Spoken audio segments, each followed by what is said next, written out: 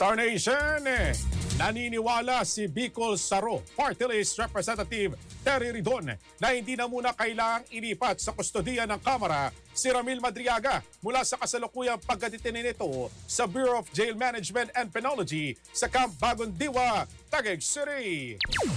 Ito ay kung wala na anyang karagdagang pangkatanungan ang komite kay Madriaga habang maayos din ang ugnayan sa pagitan ng BJMP at ng Kamara sa tulong ng korte na may saklaw sa kaso na nagpakilalang dating bagman ni Vice President Sara Duterte.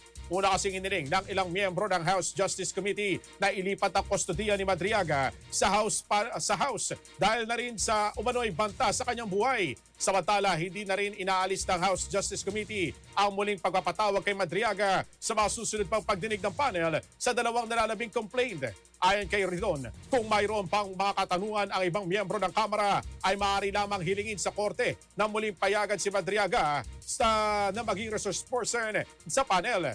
Maalalang sa naunang pagdalo ni Madriaga sa pagdinig ng Kamara ay binigay ng korte sa kanya ang mula alas 10 hanggang alas 5 ng umaga o alas 10 ng umaga hanggang alas 5 ng hapon na palugit para umalis sa Camp Bagong Diwa patungong Kamara at tuluyang makabalik sa kanyang detention cell.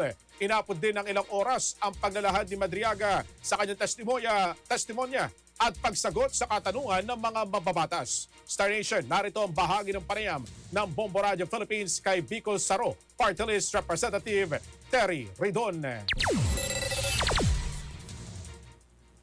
Kung wala naman din hong dagdag pang mga tanong at maayos naman ho yung koordinasyon talaga din ng komite at ng pong korte at ng BJMP, hindi naman ho kailangan makuha yung custody ni Mr. Madriaga at this point.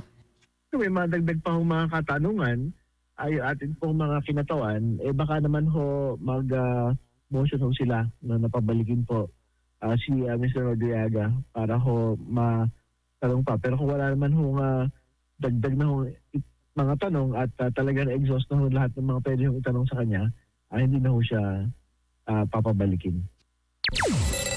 Star FM News Connect.